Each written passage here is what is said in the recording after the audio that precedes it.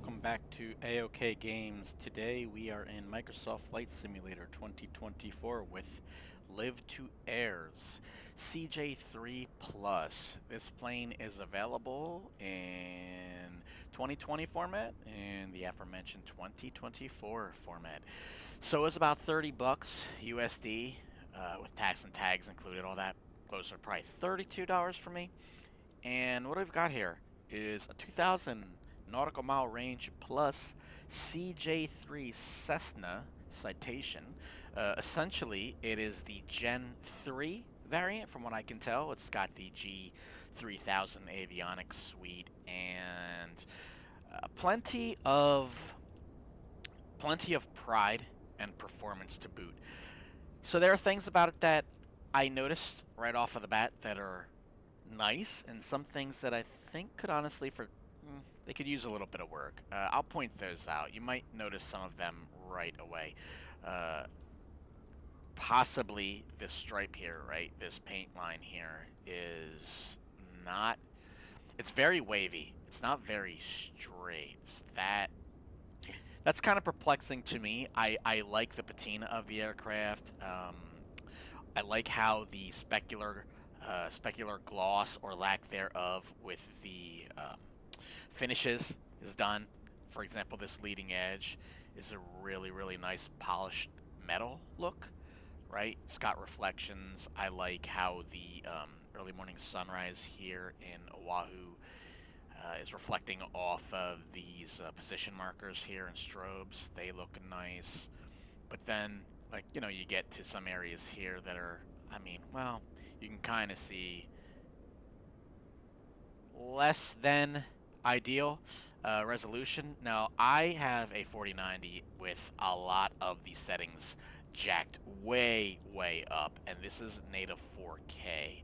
So it's not a settings thing in my graphical settings as much as it is texturing, because like I said, this is 4K, and so it's not, it's gotta be the texture packs, right? Because you look here and you go, oh, okay, well, those ducts there, they kind of little worse for the wear on the eye. The geometry, I can't really particularly speak on the CJ3, but that leading edge de-icing boot is kind of less than smooth, so to speak. But then, me not being the pro, I say, well, maybe it's just my eyes, or maybe, I don't know, maybe I'm just not aware of how the T-tail looks on the CJ3. But then you come back and you look at, these trailing edges of the boots, and it's like, I don't, they're not, that is not what the trailing edge of de-icing boots should look like. It's kind of like drawn on, sort of like with a marker. I don't know what that is, but these are like minute details, for the price point, in my opinion, 30 bucks. You've got a lot of things here that do work well for you in terms of like functionality. The buttons, you can click on a lot of the doors and things, so what you see open, you can manipulate, right?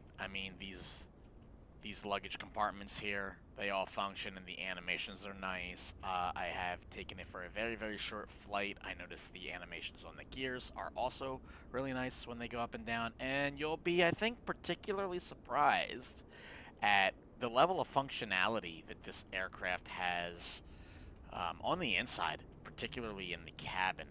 So while I'm rambling on about their product, I kind of wanted to do a takeoff here. Early morning sunrise in Oahu. Beautiful Dillingham Airfield. And just let your eyes be the judge of what you see or don't see in terms of quality. I will say, I have had issues with this, and I don't know if it's a flight simulator issue, but say you start in a cold and dark position. If you shift C into the cockpit and you go to an external, I have had it before where just between, well, right at the center of the fuselage in front of the engine nacelle intakes there, the head sticks out sometimes for me. So it's like the scale of the pilot is oversized, and in the back center of the aisle with the head sticking out. I have tried to fix that to no avail. The only workaround that I have been able to find is if you do start on the tarmac and you shift C and you see that your pilot does not sit in the pilot in command position and they are in the back with their head sticking out, what I've done to fix this is you click on the steps, right? You get to the point where you like get into the aircraft, and then once you click on the steps and get in, you will be seated not in the pilot in command, but you will be resized to the appropriate level, and you will be in the center aisle in the back, but at least your head and your feet won't be sticking out. So I use the steps to do that, and that way, you know, with the double click, you get in and you don't have any issues. The only difference is you just don't see yourself sitting in the pilot in command position. Now, it's working now, but it's hit or miss. It just depends. Like, sometimes it works and sometimes it doesn't. I don't know if it has to do with DLC airports. I was just out in Florida in Key Largo, and it wasn't working for anything. Now I'm here at Dillingham. Sun's rising beautifully, and I'm sitting in the proper seat. So just be warned about that. I don't know what that is, but nonetheless, right, we're here, and we are here to explore everything. So lots of really nice clickables. Close the door, smooth animations, throw it to the lock. And so we'll start here because I think it's a good example of textures, right? The carbon fiber on the top looks nice, and you see like there's a lot of legible stuff here, but then there's just like portions that are like, you know, this Classica here. I mean, whatever that's supposed to say above the chocolate chip cookies, presumably, and the purple item behind it, I couldn't tell you. So some of it's legible, and then some of it is not, which is kind of odd because, you know, you can come back here and you can deploy all your tables, right, on both sides. You can mess with the armchairs. It's all pretty functional, nice looking tabletop, you know, as stated, carbon fiber, and you can put your burgers out, and then you can get your presumably poison energy drink. I guess that's the pun. Not good to drink energy drinks, I guess is the message there. So you get those out, and it's like, okay, you eat. Excuse my burp coming up in 3, 2, 1. There you go. So apologies there, hopefully accepted. You can come here and you can look at the can, and then you can see like the calories. As I just noticed, 666. We won't get into that number, but they're all legible, and this is fairly small print, right? So you drink that, but then you come back and you like look at the stitching on the seats, and you say, well, what's the deal with the stitching on the seats? Why do they look, you know, like they were putting on by, they were like, I don't know, stitched in with horse hoof or something. I don't know. The resolution there is just not, it's not up to par. I mean, we're, you know, $30, okay. No big deal. Not the end of the world. But, like, there are some things that are like, why can you read some packages in terms of the snacks and others you cannot? Why are the seat stitchings the way they are, but then you've got a highly detailed toilet and you can press the flush, but I won't, because to save your eardrums, the sound is extremely loud. So I won't damage any eardrums with that. But then, you know, you can do these like little details where you can press all these buttons and they do, you know, light up and everything. So, like, there's functionality, and even the lighting, like, it looks great. I mean, look at the bloom on that. It's awesome, or whatever you would call that. You know, passenger seatbelts, no smoking. You know, there's a lot of features here, particularly in the cockpit space here, where essentially you have the G3000, and you would ask yourself, well, why would I spend $30 for an aftermarket DLC aircraft with a G3000 when I could pick the, you know, the H-Jet, or possibly the, if you have 2024, built-in Vision Jet, because they offer the same avionics suite, right? G3000 touchscreen. The thing with this aircraft, in my opinion, is that its time to climb and its takeoff performance and climb rate is exceptional. You'll see that on the takeoff roll. And it really can get you 2,000 nautical plus miles somewhere, anywhere, quickly, and you can carry 9 passengers. So it's not like the Vision Jet where I've noticed, you know, the airplane, once you start getting a little bit higher and you're full load on fuel, so on and so forth, it starts to struggle at higher altitudes. This aircraft does not have that problem.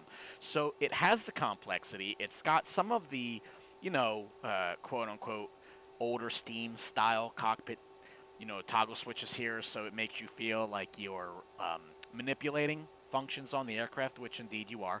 But it also offers, you know, the latest and greatest. So one of the things I like about it is all of this electronical stuff here that, you know, you can set up your weights and balances just like you can in the H-Jet or the Vision Jet. It's all, you know, if you're familiar with those two planes, you'll be very, very familiar with this cabin setup. It's got the sim brief, which I have a Navigraph subscription for. As you can see, it's pulling from the internet to previous flights. So it's got everything that you could need, not only just built in, but obviously on the EFB. So the EFB functions, right? You got all of these functionalities here. You've got the GPU, and you've got your weight management setup, right? So you can enter all of the things that you want to add, or you can even just import it from SimBrief and Navigraph, right? Here's an old flight that I did from John Wayne Airport out in California, just inside of Los Angeles airspace, out to Catalina Island, just for a quick touch and go. So you have two sources of Navigraph data, which is really nice. You got your SIDS, your stars, your taxis, anything that you would want. It's not on the screen now because I didn't pull it up for Dillingham Airfield here, but it is available in two sources. So that's really, really nice to see. So I'll go ahead and run through this, and before I start up, which, by the way, if I scroll down here, there is some really nice checklists you can go through here as you kind of just tick off the box, your befores and your durings and your afters. Really, really nice. So we'll get all of that going, and right before the startup, I'll go ahead and bring you back so that you can hear the audio for this aircraft, which I find to be pretty decent for sure. It's got this really nice vacuum cleaner sound to it. It makes you feel like you're flying in a CJ, if that makes sense, as opposed to just a generic sound. So let's go ahead and get this thing programmed for a short flight, and then we'll fly around the field here. I'll give you my flight impressions, and then we'll do a touchdown, see how easy that is, and I'll call my finals on what I think of the product. So let me set this up, and I'll get right back to you before the start. See you in a second.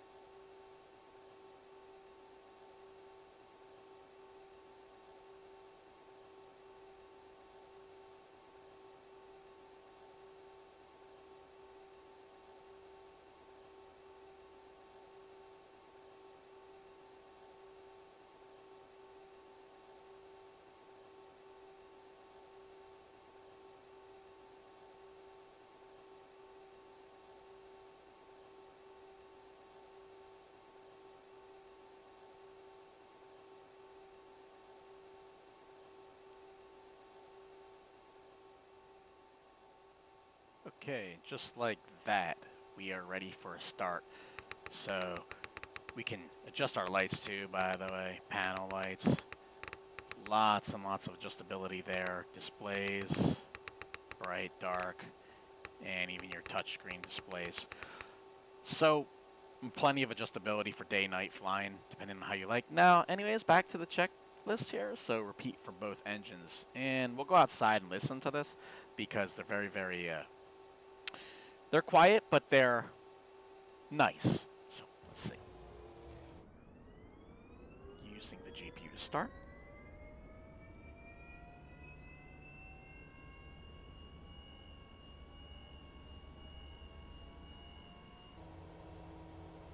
Okay, and to rise, let's go ahead and throw in some fuel.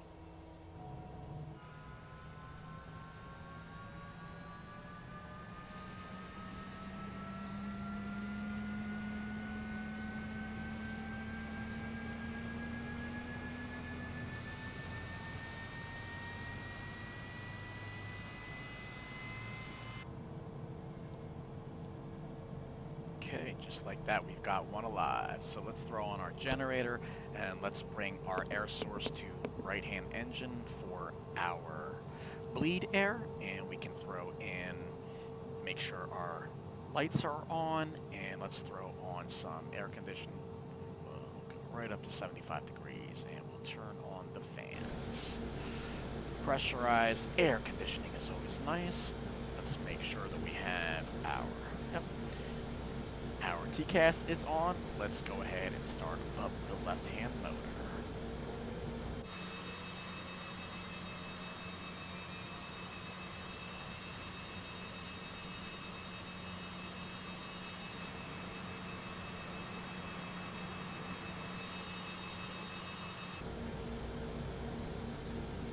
Okay, and to rise, let's throw in some fuel.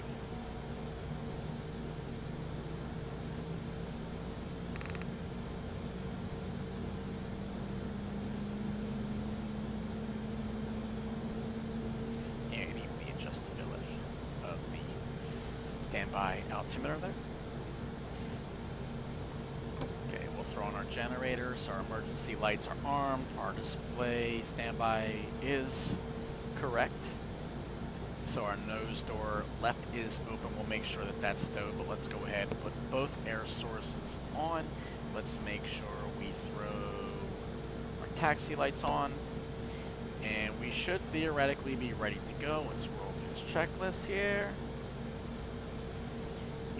Already got our advisories on for our seatbelts, our air conditioners, our trim is within the takeoff zone, and we need to set for 15 degrees flaps for takeoff.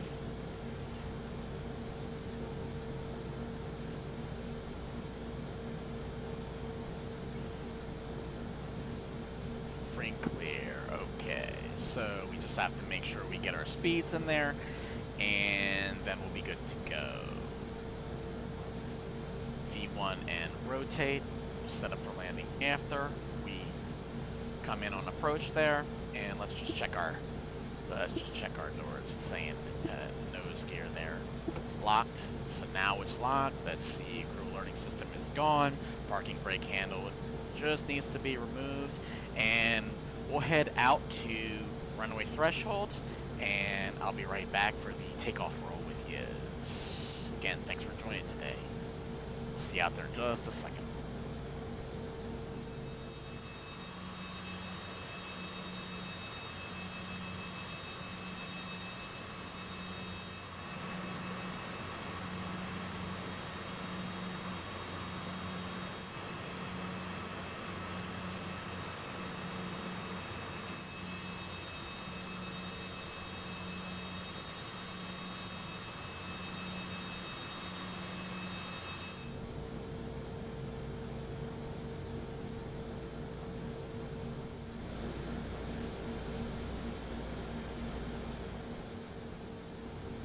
Okay, so here we are at the runway threshold, hold short line. Gone through the checklist on the taxiway out, and we are now ready, I believe, to depart. Everything is locked and disconnected as appropriately. And let's go ahead and take this bird off.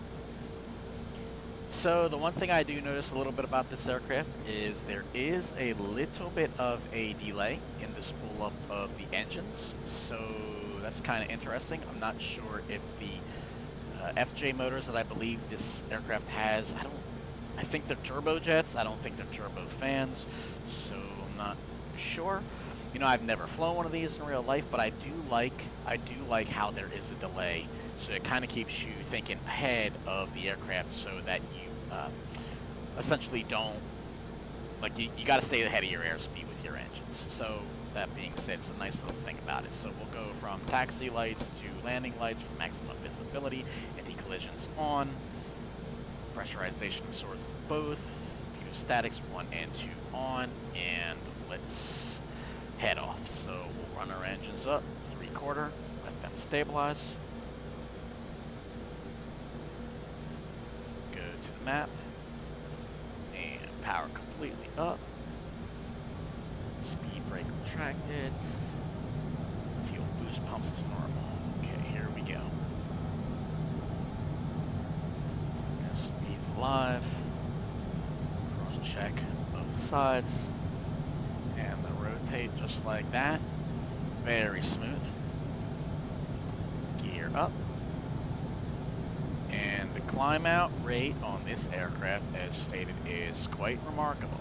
So we are at 175 knots with 15 degrees flaps, still climbing at 5,900 plus feet a minute. We'll roll those flaps up and see what it can do. 180 knots at 7,000 foot a minute. Now this aircraft is advertised at over 4,000 foot per minute. However, we have a very light load today. No bags, no passengers, 50% fuel or less, 2,200 pounds approximately. That's what it looks like. And that is why I am recommending this aircraft over possibly, say, you know, like the CJ4 that's in the game, performs well, but the performance climb out for this aircraft is quite remarkable. So the Vision Jet is well, but I find that that kind of performance for that kind of duration is sort of it's not going to do as well as this aircraft. Now I get that the data here is skewed because essentially I'm saying the aircraft doesn't have very much weight in it. However, it is absolutely a highly capable aircraft, especially with the 45,000 foot climb, or excuse me, 45,000 foot ceiling, and a climb rate like that with a 2,000 nautical mile range, give or take.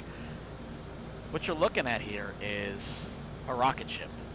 I mean, it's the truth. This aircraft can do everything you want and get you in and out of traffic, airspaces, anything you want.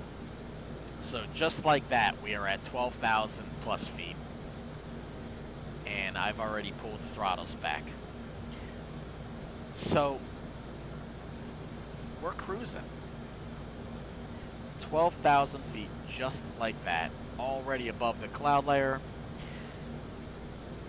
In a relatively high cruise Mach speed airplane.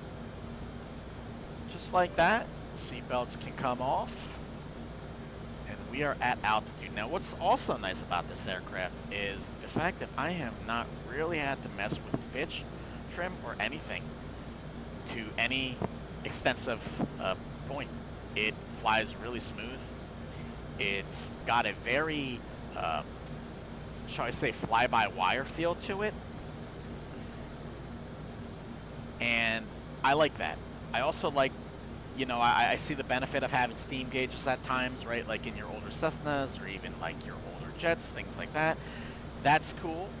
But for situational awareness, I have to be honest with you, in the real world, I would prefer a G3000 touchscreen in a busy airspace than an old steam gauge layout. Because the situational awareness here is obviously, I think it can be said, second to none. For $30 on this aircraft, you have everything at your fingertips. You've got your toggle switches down here so that you can have fun, and then you've also got your digitized experience here. With the range and the performance, how could you argue? I mean, yeah, you could say some of the textures, at least at this point, are not maybe as nice as one would hope, but when I zoom out and I'm just looking like this, are they noticeable? I mean, not to the point, you know, it's not like I spent $3+ million on a CJ3 Plus or whatever these cost in the real world. We spent 30 bucks, so it suits my fancy.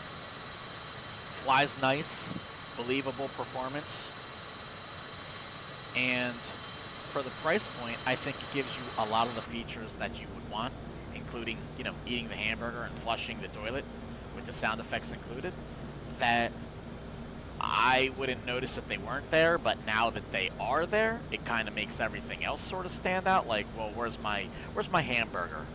Where's my $100 hamburger in all of the other aircraft? So I know it's just like, you know, like a little trinket kind of for your price of admission, but to me, those things kind of make the difference because they show intent of a developer to put thought into a product, right? And I have no complaints with that whatsoever. So let me go ahead and make this left-hand U-turn in the sky here. We'll head back towards the runway threshold, and on short final, I'll bring you right back. I'll set up the landing here in the FMS for the weights and the speeds, and once that's completed, we'll see you back in a jiffy. Just give me a few seconds.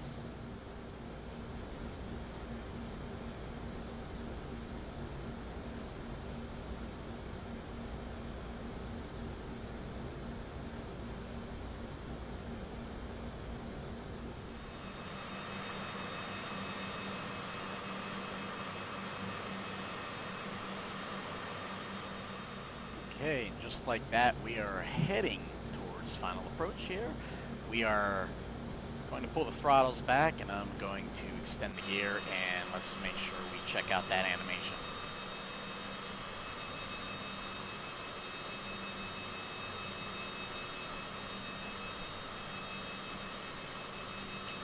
Well, enough is good. And we'll throw on our speed brakes here. Let's pull out some flaps. Thank God this is the runway. We'll do a little bit of left rudder side slip in here to bleed off some airspeed. We've got everything set up. Passenger safety on, landing lights on. And you see with the speed brakes and the flaps 35, you can really side slip this plane into a stall if you're not careful. One thing, like I said, you have to be observant of with this aircraft is it takes quite a lot of power with flaps 35 to keep this airplane in the sky. So I am at 3/4 throttle now, and we are not really bleeding off too much airspeed, and we are in a descent. So here's full power with flaps 35 and no spoiler. You can see it doesn't really accelerate too much, so I'm kind of teetering between 3/4 and full throttle to keep the airspeed up enough to not stall. So that's one of the nice things about the airplane, being able to get into smaller airports because of its very low landing speed. And just pulling that flare. And throttles back to idle. Very manageable. If you pause that or you rewind it, you can see there was not that much rudder input there. Not that much yoke manipulation either. Flaps are coming back up. And that's one thing I noticed as well, which is a nice feature. The spoilers deploy by themselves automatically. So you kind of have to reset those, right? Once you land. So if you're doing a go-around, you're going to have to remember on your touch and goes to stow those before you actually take to the skies again after your touch and go, because they will stay deployed. So that is the rollout, essentially. Let's go over here to the left, and we will exit this, and I'll get my final impressions. There's some actual brightness into these screens.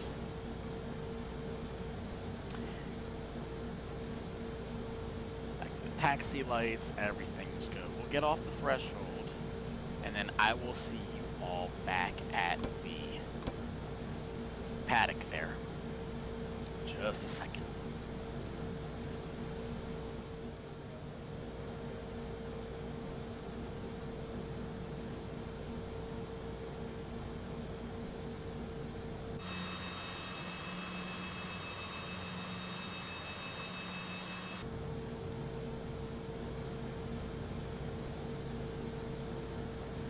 Okay, and just like that, let's go ahead and set the park and brake. We'll turn our yoke down here. We'll turn everything off, right? Real time, passenger safety off, pitot statics 1 and 2 are both already off. Taxi lights are off. We can turn off our air source here, right? Aircraft systems. And we'll turn off our air conditioner, and we'll also turn off our bleeds. We'll cut the power to our engines, 1 and 2, and we will turn off the emergency lights, arm generators, and battery. And we are essentially back, despite my poor parking job, here at Dillingham for that short flight and review. Hopefully you enjoyed it. What do I think? I think you already know. I like it. It's, you know, the textures in some spots obviously are good and, well, possibly needing improvement. Just my opinion, but I'm no expert. The flight model is fantastic. Gives me a very, very serene flying experience, kind of like fly-by-wire sensation. It's light, it's maneuverable, lots of excessive power, plenty of range, nice cruising altitude above, you know, commercial air traffic, and I think you can get in and out of relatively short-distanced airfields, 5,000 foot or something like that, huh? Give or take, depending on your load, and it can stop even shorter. So, yeah, I mean, I like it. I like it. It's a decent alternative for, I would say, a fair $30+ US price compared to something like I said I hate to knock, and I'm not knocking it, but, you know, the Vision Jet, there is more performance here. So that has to be, you know, has to be taken into consideration. But other than that, I appreciate you joining today. Hopefully you enjoyed the short flight and review of this product. So until the next one, I will see you all later. Thanks for watching. Bye-bye.